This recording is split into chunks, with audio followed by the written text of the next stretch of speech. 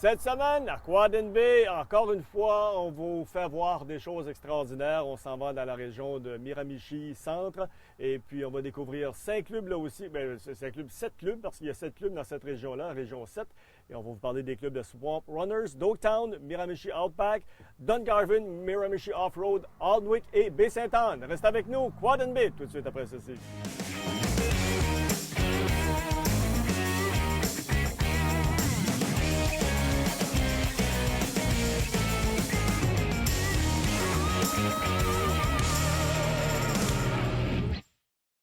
La région 4, le cœur et les poumons du Nouveau-Brunswick est au centre de la rivière Miramichi. Tous sont subjugués par la présence du saumon et les musées qui relatent l'histoire de cette pêche ainsi que la colonisation autour de la foresterie. Il n'y a pas que les musées et les accès à une rivière aux 1000 charmes qui attirent les visiteurs, mais aussi les légendes omniprésentes dont tout le monde parle et qui ne demandent qu'à être explorées. Commençons par les clubs Swamp Runners, Dogtown, Miramichi Outback Trail Runners, Dungarvan et Miramichi Offroad.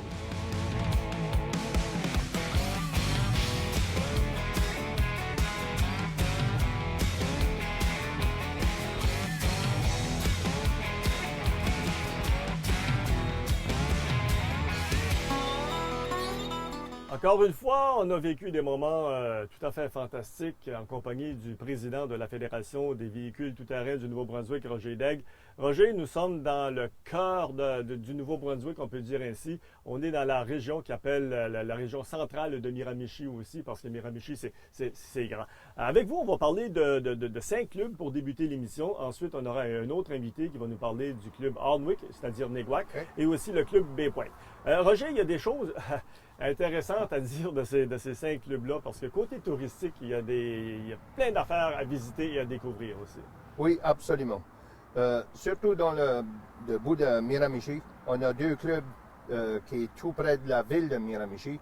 Miramichi Offroad, qui se trouve au nord de la ville de Miramichi, mais plus au ouest. Et on a Miramichi Outback, qui se trouve au sud de la rivière Miramichi et dans l'est de la ville de Miramichi.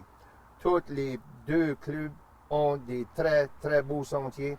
C'est des sentiers de bois, c'est des sentiers de chemin le chemin de fer, il y a un chemin de fer que le club Miramichi Outback aimerait appliquer puis ça garde très bien pour rentrer dans la ville de Miramichi, pour pouvoir se rendre au motel, au restaurant et aussi au gas station. Des développements positifs aussi de ce côté-là qu'on entend semaine après semaine. Absolument, absolument. Mais dans la ville de Miramichi, ça va être un go. Puis le monde est très, très content, très fier parce que la ville de Miramichi a grandi dans les dernières années dans leurs sentiers. Et les 2 clubs font un job fantastique. Oui, c'est ça, c'est ça. Et tous ces développements-là, bien sûr, ça amène du nouveau touriste parce que les gens veulent visiter ça. Absolument. Et puis là, je vais m'en aller dans le bout pour les Swamp Runners, Swamp Runners qui est dans le bout de Rogersville. Oui. Rogersville. Un peu plus au sud. C'est le club le plus au sud du comté de Westmoreland. OK.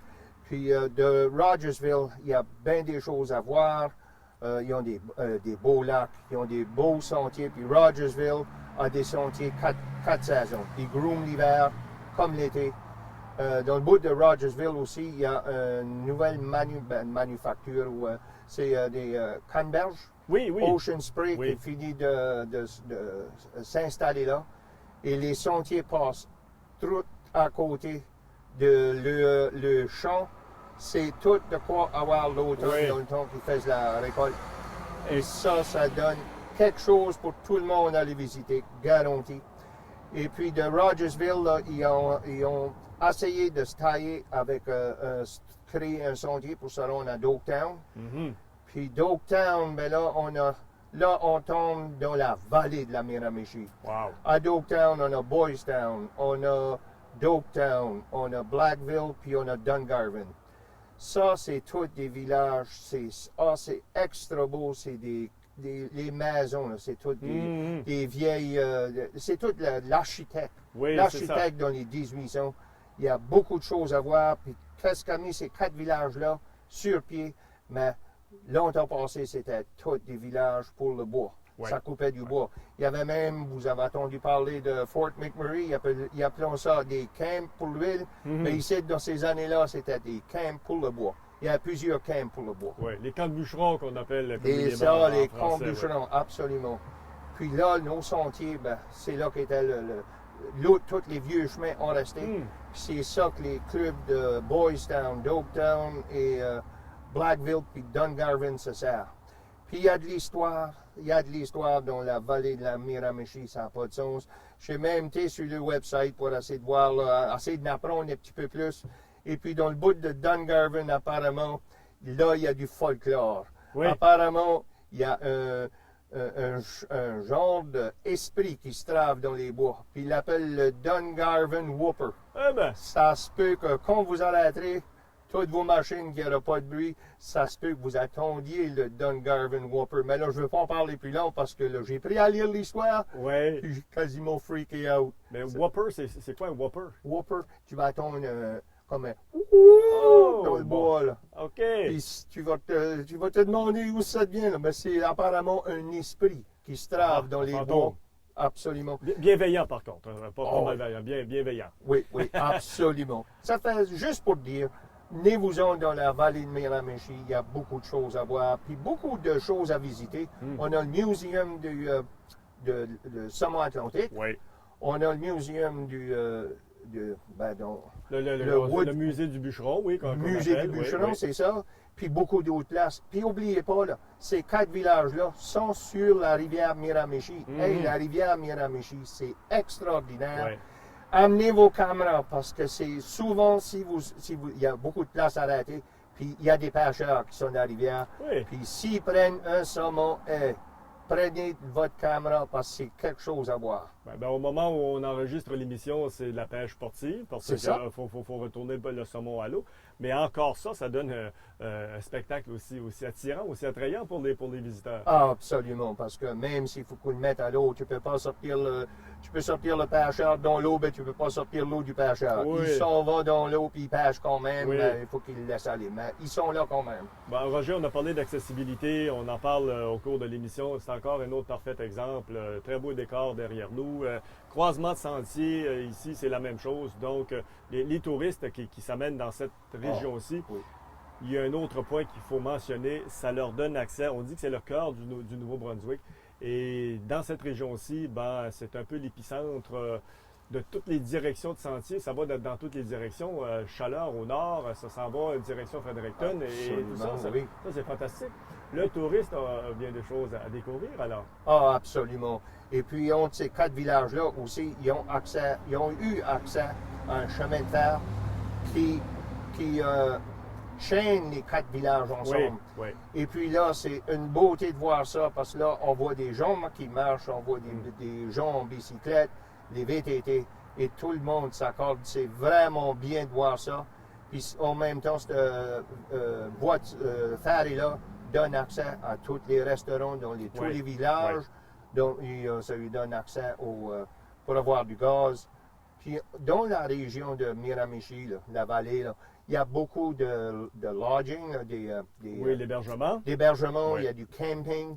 Puis la plupart de toutes les places ont accès à nos sentiers. Oui. Mais vous êtes mieux d'appeler sur le New Brunswick NB pour le tourisme Oui. et checker.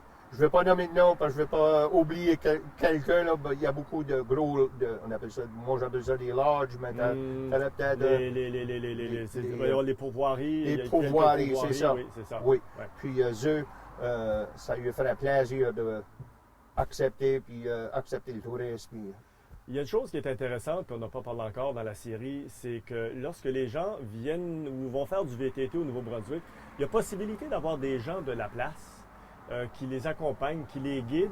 Oui, ça devient absolument, intéressant oui. aussi parce que là, c'est pratiquement des sorties d'interprétation parce que les gens qui connaissent la région savent de quoi parler. Puis on retrouve ça partout dans toutes les régions du Nouveau-Brunswick. Des passionnés, pas juste des passionnés de VTT, mais des passionnés de cette partie de l'histoire-là qui vont partager ça avec les touristes. Absolument. Puis ici, dans le bout de Dungarvan, j'ai parlé avec un membre, puis lui dit, si une personne se trouve un guide, ils peuvent prendre les chemins comme des chemins de bois, Oui. sortir des sentiers de VTT, si tu veux, puis s'en aller encore bien plus loin, Puis ils peuvent se rendre jusqu'à Mont-Carleton. Oui. Ils peuvent oui. se rendre dans le bout de Bathurst. C'est ça. C'est C'est ça. incroyable les chemins qu'ils ont dans ce coin-ci du pays. Et là, on a parlé de pourvoirie tout à l'heure. Même là, à l'intérieur, dans le cœur de cette zone forestière-là, il y a quelque chose, je crois que c'est 5 à 6 pourvoiries Oui, qui peuvent accueillir les amateurs de VTT aussi du reste, que ce soit du reste de la province ou des autres provinces voisines.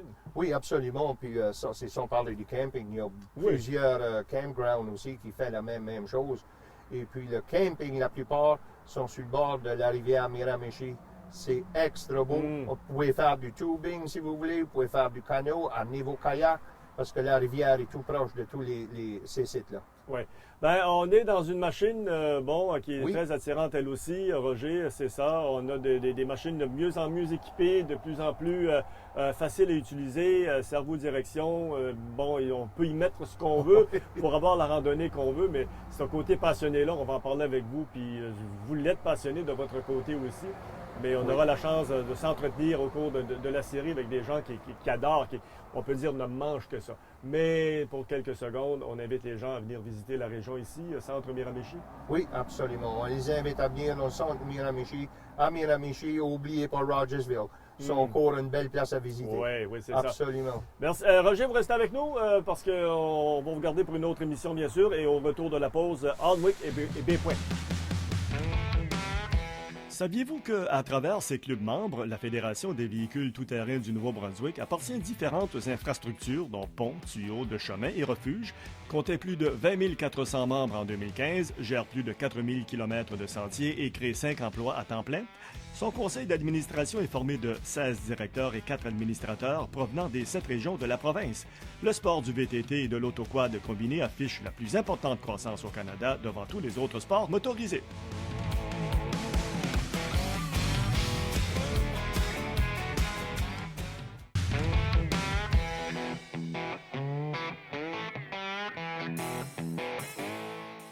La région Hardwick comprend un grand nombre de communautés rurales avec un club qui ne cesse de croître, ayant passé à plus de 340 membres en 2015. L'achat récent de nouvel équipement pour le damage de ces sentiers lui permet de constater que la demande pour des sentiers 4 saisons est présente. Toutefois, le défi pour relier le club Baie-Pointe est très grand, puisqu'ils sont séparés par une grande étendue d'eau.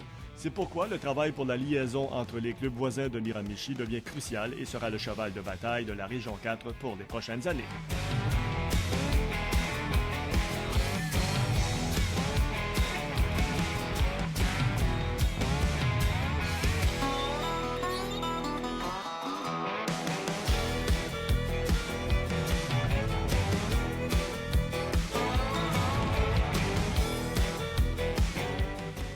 Nous sommes de retour à Quad Bay, puis vous pouvez le voir dans un tout autre décor. C'est plaisant de changer le décor. On est dehors, on s'en va à l'intérieur parce que, puis même à l'intérieur comme ça nous donne un petit avant-goût du plaisir du VTT.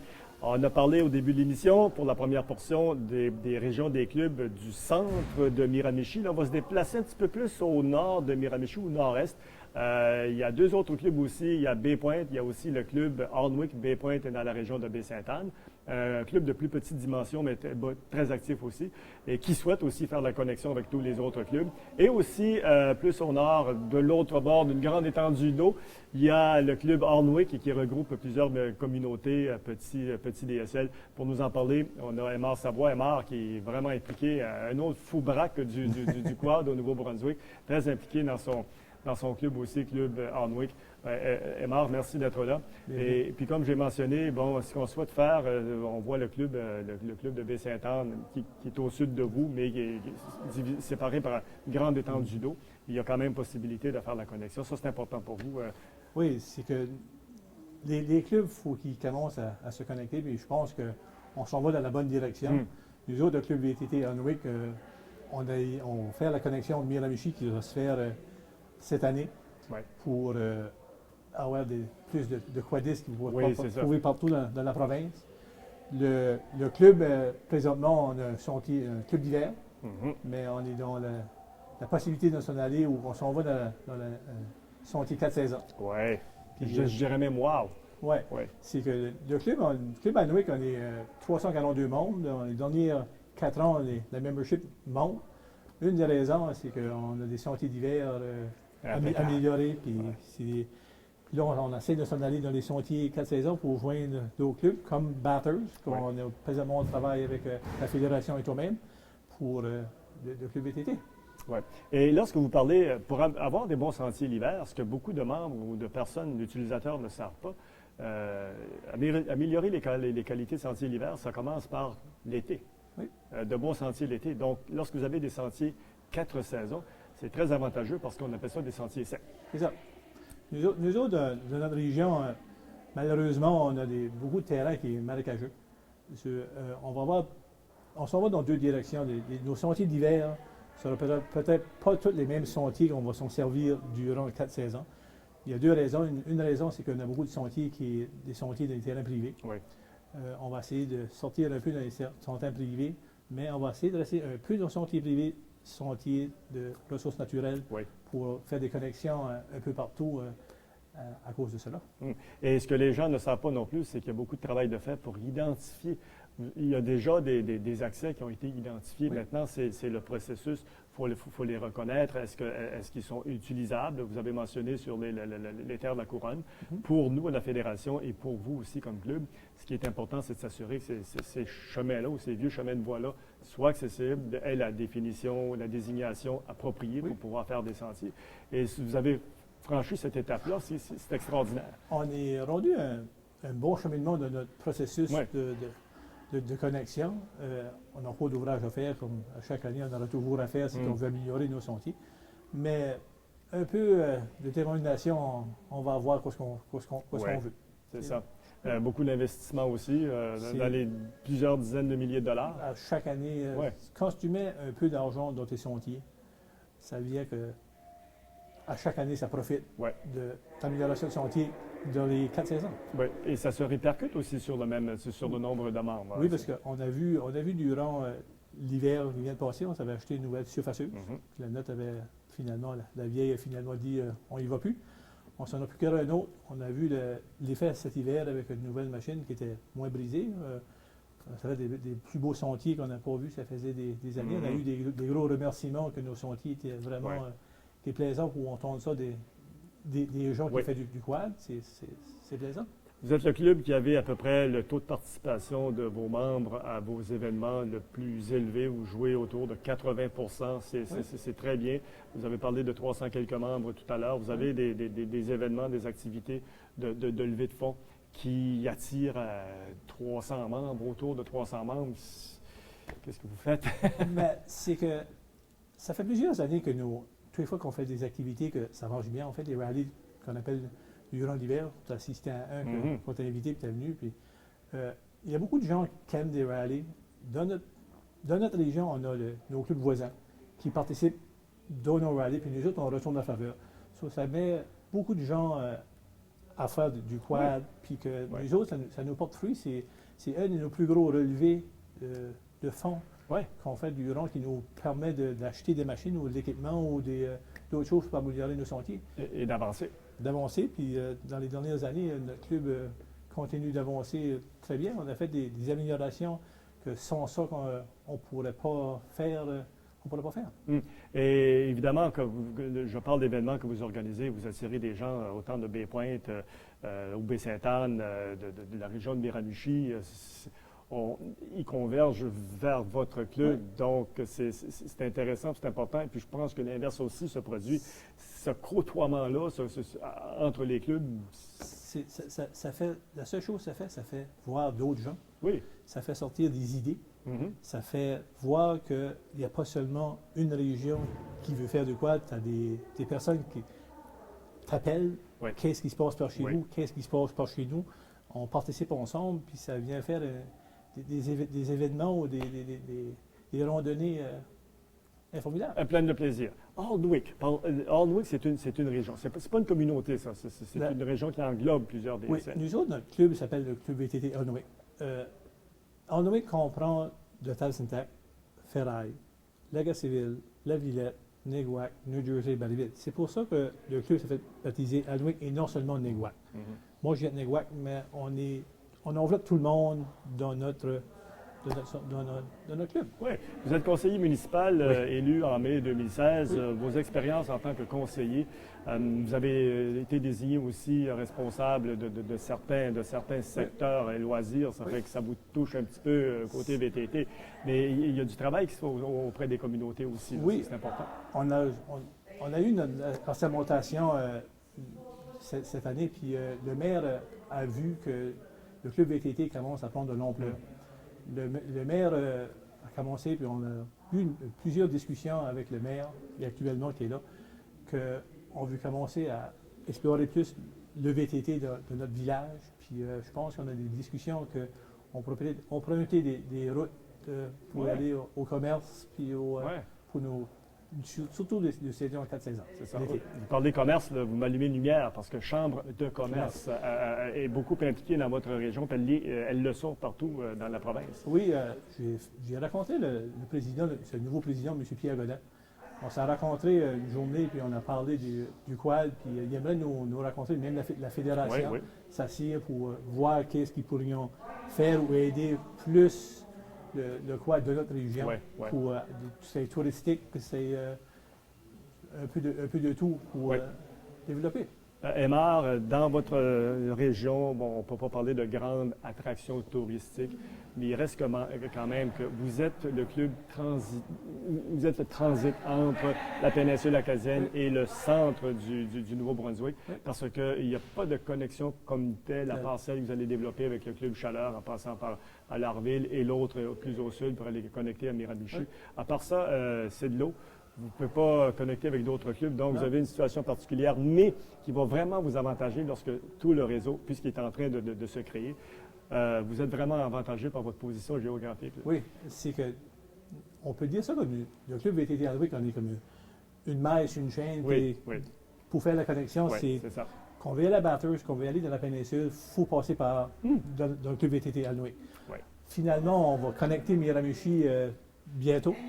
Puis dans Chaleur, on est en discussion avec pour faire une connexion qui va bénéficier la fédération et les quadistes du Nouveau-Brunswick. Oui, c'est ça. Et cette belle synergie, belle complicité qu'il y a entre les clubs et les régions aussi, parce que je crois qu'à travers la province, de ce qu'on a découvert du moins avec Quad NB, c'était ça, c'est que toutes les régions, tous les clubs, toutes les régions sont prêts à travailler ensemble, mettre l'épaule à la roue parce qu'on prend ça au sérieux. On a tous le même but. C'est ça, de conduire. D'en faire la plus grosse industrie de sport motorisé au Canada. Et puis, c'est déjà parti pour plusieurs régions. Aymar Savoie, merci beaucoup. Encore une fois, ça a été fort intéressant de découvrir des choses, de voir des belles images aussi de vos sentiers. Puis, continuez, lâchez pas, s'il vous plaît, parce que cette industrie dépend de gens comme vous. Ça nous fait plaisir. Merci. Et puis, merci à Roger Daigle aussi qui était là pour la première partie de l'émission. La semaine prochaine, on se transporte dans la péninsule acadienne à Quad NB. Bonjour. Voici les conseils de conduite de la semaine avec Jacques Poirier. Votre VTT est conçu pour pouvoir rouler dans l'eau, mais il faut prendre certaines précautions. Quand vous roulez dans l'eau, vous devez garder les deux pieds plantés fermement sur le repose-pied, ne jamais traverser un cours d'eau profond, car vos pneus pourraient se mettre à flotter, ce qui rendrait la maîtrise du véhicule difficile. Choisir un point de traverse du cours d'eau où les deux rives ont une pente graduelle. Essayez de traverser à un endroit connu ou à un endroit que vous chassez sécuritaire. Traversez à vitesse longue et constante pour éviter les obstacles submergés et les pierres glissantes. Achissez les freins après avoir traversé en appliquant une légère pression du levier tout en avançant jusqu'à ce qu'ils retrouvent leur puissance normale. Évitez de traverser les cours d'eau à des endroits où vous pouvez endommager le lit des cours d'eau ou causer l'érosion des berges. Mon conseil le plus important, essayez d'éviter de traverser dans un cours d'eau, quel que soit le cours d'eau. À ce moment-là, on va protéger l'environnement pour tous. C'était le conseil de conduite de la semaine. Soyez prudents.